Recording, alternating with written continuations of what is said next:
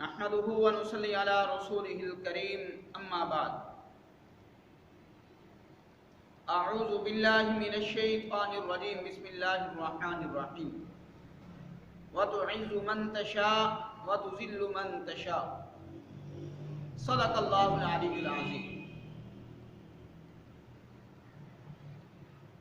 میری آج کی ویڈیو کا عنوان جو ہے آج کچھ مختلف ہے۔ میری آج کی ویڈیو خاص طور پر ان لوگوں کے لیے ہے جن کو اللہ نے یہ مقام دیا ہے، اللہ نے اگر ان کو کوئی عہدہ دیا ہے، اللہ نے اگر ان کو کسی کرسی سے نوازا ہے کہ وہ اس کرسی پر بیٹھ کر دوسرے لوگوں کا انٹرویو کریں، تو وہ انٹرویو کرنے والے تو بنے لیکن ظالم اور جابر انسان نہ بنے۔ میں نے یہ ظالم اور جابر کا لفظ کیوں استعمال کیا ہے؟ اس کی وجہ یہ ہے، آج سے 15 سے 20 دن پہلے ہمارے کچھ ساتھی لاہور کی ایک بہت بڑی سوسائٹی کے اندر مسجد کی امامت اور خطابت کے لیے انٹرویو دینے کے لیے گئے تھے۔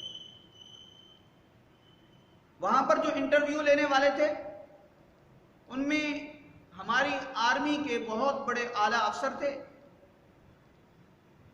اور انہی میں ہی دو ہمارے بہت بڑے عالم تھے، ایک رائی وینڈ کے عالم تھے اور ایک لاہور کینٹ کے بہت بڑے عالم تھے، اور چوتھے جو بندے تھے انٹرویو لینے والے ان کا تعلق جو ہے اہل تشیع تھا، مسلک اہل تشیع سے تھا۔ پہلے تو میں اپنے ان علماء سے گزارش کرنا چاہتا ہوں جو اس انٹرویو لینے والی مجلس کے اندر شرکت میں تھے،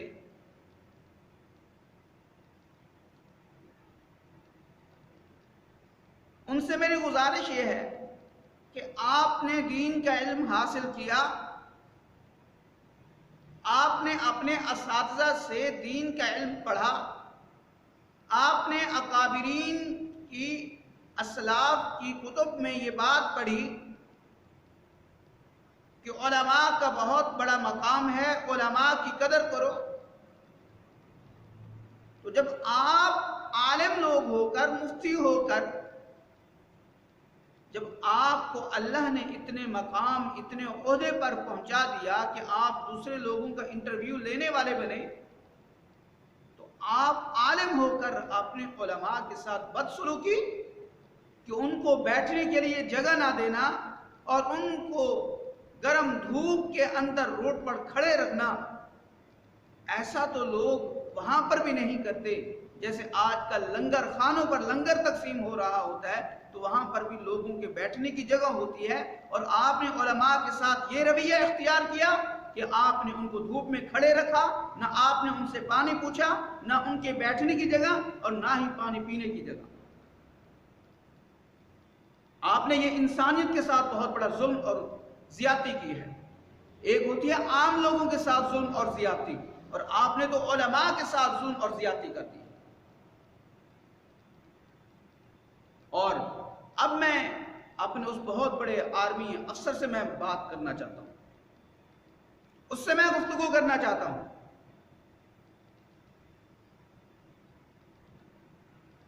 کرنل صاحب، اللہ نے آپ کو جو مقام دیا ہے یہ مقام آپ سے چھینا بھی جا سکتا ہے۔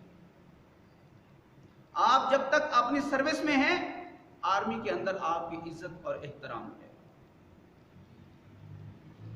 لیکن جیسے ہی آپ آرمی سے ریٹائر ہوں گے، لیکن جب تک آپ کی زندگی ہے آپ کا واسطہ علماء سے پڑتا رہے گا۔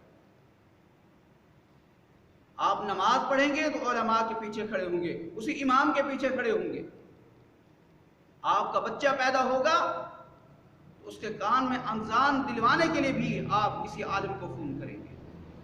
اگر آپ اپنے بچے کو قرآن پڑھانا چاہیں گے تو آپ کسی عالم کو بلائیں گے، یا اپنے بچے کو کسی عالم کے پاس قرآن پڑھنے کے لیے بٹھائیں گے۔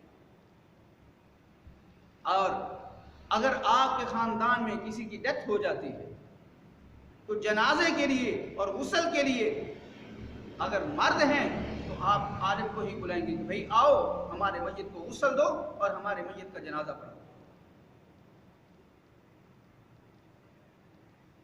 قرآن کے اندر ہے وَتُعِزُّ مَن تَشَاءُ وَتُذِلُّ مَن تَشَاءُ،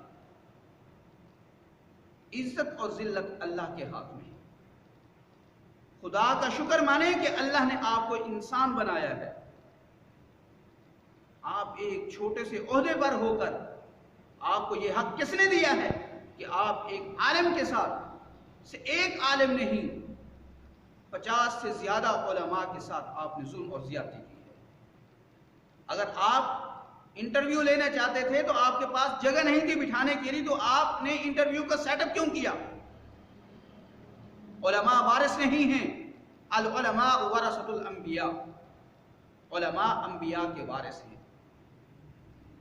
آپ لوگوں کو اللہ نے جو مقام دیا ہے، جو عزت دی ہے، آپ اپنے اس مقام اور اس عزت کی لاج رکھیں۔ آپ اتنے بڑے عہدے پر جا کر ظالم اور جابر نہ بن جائیں۔ آپ نے دنیا کے اندر ان علماء کے ساتھ زیادتی کی، ان کو پورے صبح 7 سے لے کر 1 یا 2 بجے تک آپ نے دھوپ کے اندر کھڑے رکھا۔